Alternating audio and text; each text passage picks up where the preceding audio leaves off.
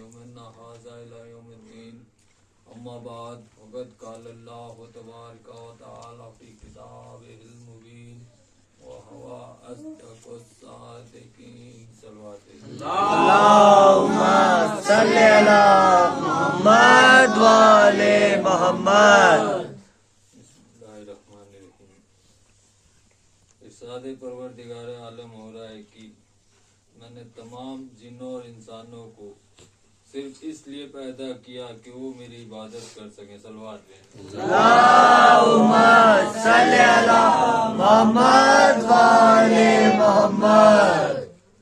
قرآن حکیم کی یہ نہایت مشہور آیت ہے جس میں معبود نے اپنے بندوں کی زندگی کا مقصد بتلایا اور وہ ہے عبادت.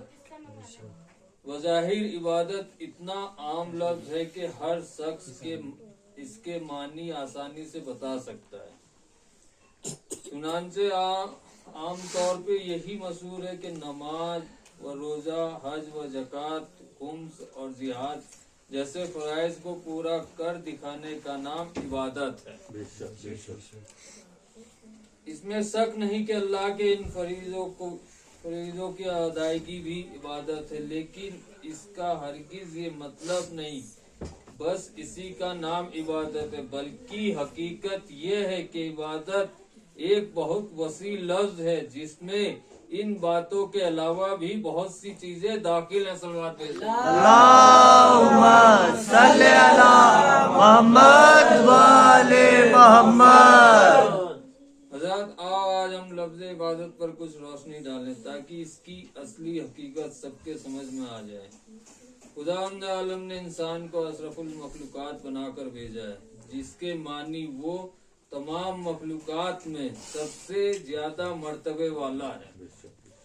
ظاہر ہے کہ مرتبہ ہاتھ پیر کے بھاری اور بڑے ہونے پر عطا نہیں ہوا ہے، ورنہ اس صورت میں تو سالوان سب سے عظیم المرتبہ سمندر، پہاڑ، دریا اور درخت قرار پائیں گے. اور پھر اسی طرح جانوروں میں ہاتھی اور اونٹ وغیرہ کا نمبر آتا ہے، تب جا کر انسان کا شمار ہوتا ہے. اس سے پتہ چلتا ہے کہ نہیں، افضلیت کسی اور بنیاد پر رکھی گئی ہے. یاد رکھیں وہ فضیلت انسان کو اس کی عقل و فراست کی وجہ سے عطا ہوئی ہے. اسے خدا نے عقل کا ایک ایسا روشن چراغ عطا کیا ہے کہ جس کی روشنی میں وہ ہر اچھے برے کی تمیز کر لیتا ہے اور پھر ہر چیز پر غالب رہتا ہے. صلوات اللهم صل على محمد وعلى محمد. اسی وجہ سے جانوروں اور انسانوں کی زندگی میں ایک نمایاں فرق پایا جاتا ہے. جانور صرف پیٹ بھرنا جانتے ہیں اور انسان اس لیے غذا کھاتا ہے تاکہ وہ اپنی زندگی برقرار رکھ سکے. یاد رکھیں کہ جس اللہ نے ہمیں زندگی کی نعمت دے کر عقل جیسی طاقت عطا کی ہے تو ہمارے لیے ضروری اور واجب ہو جاتا ہے کہ ہم اس کی مرضی کے موافق زندگی گزاریں. اللہ نے ہم پر کچھ اپنے حقوق واجب قرار دیے ہیں اور ساتھ ہی کچھ بندوں کے حقوق بھی رکھے ہیں. انہی دونوں طرح کے حقوق کو پورا کر دکھانا ہی عبادت ہے. صلوات اللهم صل على محمد وعلى محمد. اللہ کے حقوق میں نماز و روزہ وغیرہ کا شمار ہوتا ہے تو بندوں کے حقوق میں غریبوں پر رحم کرنا، بڑوں کی عزت کرنا، چھوٹوں پر شفقت کرنا، یتیموں کو سہارا دینا، بھوکوں کو کھانا کھلانا، ہمسائے کا خیال رکھنا، والدین کی اطاعت کرنا وغیرہ آتے ہیں. صلوات بھیجتے ہیں. اللهم صل على محمد وعلى محمد. محترم حضرات، یوں تو دنیا میں ایک سے ایک عابد و زاہد اور نیکوکار بندے گزرے مگر کوئی عابدوں کی زینت نہ بن سکا.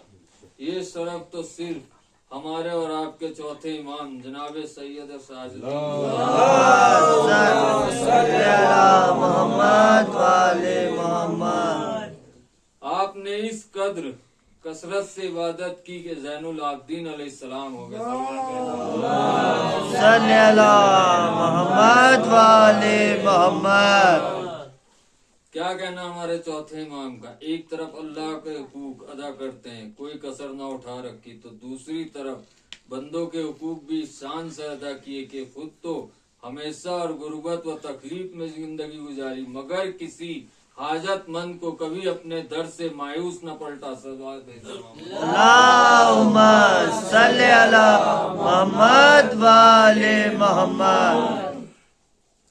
मोहतरम हजरात, ये था पेशे खुदा हमारे चौथे इमाम का मर्तबा। जो कह दिया वो हो गया, मगर अफसोस कि जिसके हाथों की अजमत और पाकीज़गी कि धोवन जवाहर बन जाए, वही हाथ एक दिन हथकड़ियों में कस दिए जाएं। यूं तो करबला में कोई ऐसा न था जो मुसीबत ज़दा न हो, मगर हमारे चौथे इमाम पर जो मुसीबत पड़ी वो किसी इमाम पर नहीं। करबला के 72 शहीद और 65 असीरों में सैयद सज्जाद ये ऐसे मजलूम थे जिन्होंने शदीद बीमारी और कमजोरी के आलम में लोहे की भारी हथकड़ियां और बेड़िया और गले में खारदार तोक पहनकर खुद अपनी जात पर नाकाबिले बर्दाश्त तकलीफें उठाई और जिंदगी में निगाहों के सामने रस्सी से जकड़ी हुई अपनी माँ फूफियों बहनों को तमाशाइयों के हुजूर पे लिए हुए बड़े दरबार में आए। और ये वो मौका था जहां दुनिया का मामूली इज्जतदार इंसान भी जिंदगी पर मौत की तरजीह देने लगता है,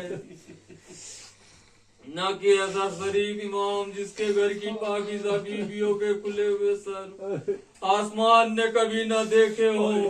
कि दस्तूर है लंबी बीमारी से उठकर जब इंसान सेहत पाता है तो दिल इतना कमजोर हो जाता है कि कुव्वते बर्दाश्त बहुत कम हो जाती है। जरा जरा सी बात पर इंसान जिदे करता है, चाहे वो चाहने वाले दिल बहलाते रहते हैं, मगर हाय मेरा बीमार इमाम, बीमारी और ऐसी शदीद बीमारी जो रोजे आसूर बिस्तरे हालत पर खुद से उठकर बैठ ना सकता हो। दवा और ग़िज़ा का क्या जिक्र, दिलासा और तस्कीन कैसी। अश्कियों ने खेमे में जब आग लगाई है तो बिस्तर तक इस बेरहमी से खींचा कि हमारा बीमार इमाम एक चीख मार कर जमीन पर गिर पड़ा और फिर जो नजर ऊपर उठाई तो मंजर देखा कि कलेजा मुंह को आ गया।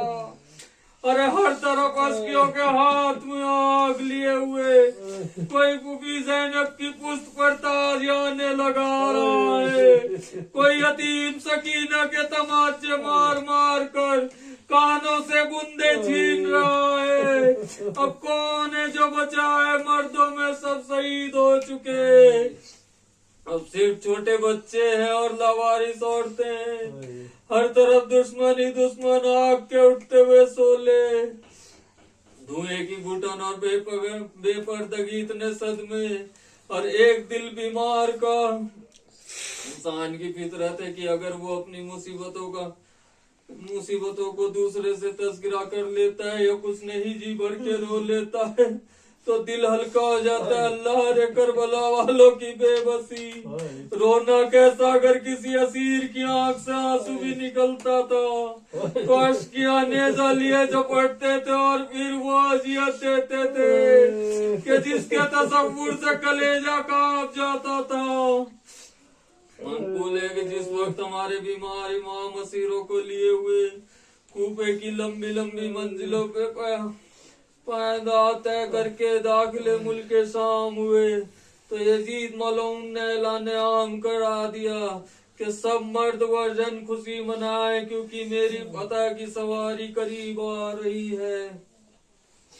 तारीख में है कि जब ये लुटा हुआ काफिला दाखिले शाम हुआ तो तमाशा देखने वालों की कसरत ये थी कि तिल रखने की जगह न थी।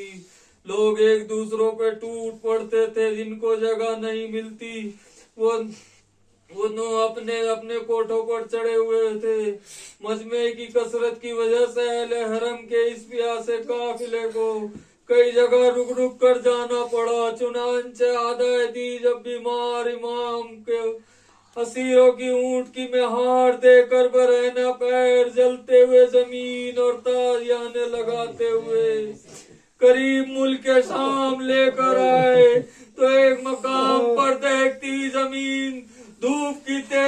राह की तकन्या को ऐसा गलबा किया कि पैरों में छाले पड़ गए, चक्कर पे चक्कर आने लगे, यहाँ तक कि एक कदम भी उठाना पहाड़ हो गया। रंग चेहरे का पक हो गया, शिद्दत ज़ौक़ से करीब ही था कि गिर पड़े, क्या करते रोने लगे।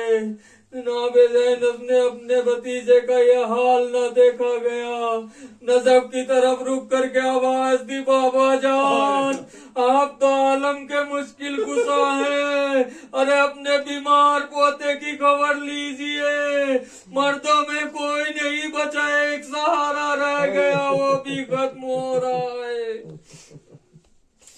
अजादारो रावी कहता है कि इधर जनाबे ज़ैनब की ये फरियाद बुलंद होना थी कि एक दफा खुद बखुद हल्के जंजीरों के कटने लगे, तो कट कर अलग गिरा पाए और अंदार से आप ले जाते रहे।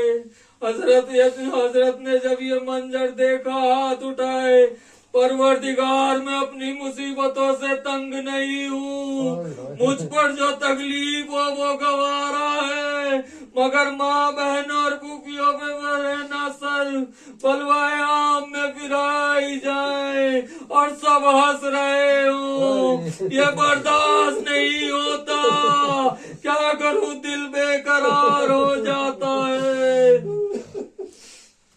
इसी अरसे में हुसैन मजलूम का कटा हुआ सर नोके नेज़े पर बुलंद हुआ, रोता हुआ अपने बीमार परसन की गोद में आ गया। बीमार बेटे ने बाप के लबों पर अपने लब रख दिए और इतना रोए कि बेहोश हो गए। तमाम अहले बैत भी चीखे मार मार कर रोने लगे। हजरत ने जब आंखें खोली तो देखा किसी बीवी के होश आवाज बजाना थे, बेकरार होकर बाप का सरे अतर हाथों पर लेकर दुआ की, परवरदिगार तुझे वास्ता इस कटे हुए सर का, इन असीरों की हाल में हिफाजत करना। चौथे इमाम के लबों से ये दुआ निकलना थी कि एक सवार सामने आकर एक एक चुल्लू पानी हर बीवी पर छिड़क कर नजरों से गायब हो गया। अहले हरम वालिया व हुसैना कहते हुए उठकर बैठ गई। इधर इमाम मजलूम के कटे हुए सर ने बीमार को आवाज दी, मेरे लाल अश्कियों के जुल्मों जोर से दिल तंग न होना, तेरा बाप हुसैन भी साथ साथ तुम्हारे हर रंजो अलम में शरीक है। मौलाना